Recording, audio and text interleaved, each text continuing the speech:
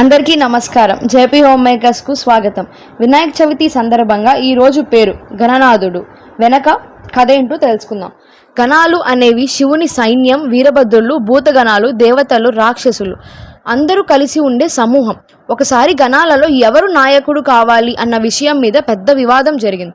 ప్రతి ఒక్కరూ తామే శ్రేష్టమని చెప్పుకున్నారు. శివపార్వతులు అందరినీ పిలిచి పరీక్ష పెట్టారు. లోకాన్ని చుట్టి వచ్చే మొదట మా దగ్గరికి వచ్చేవారే గణపతి అని.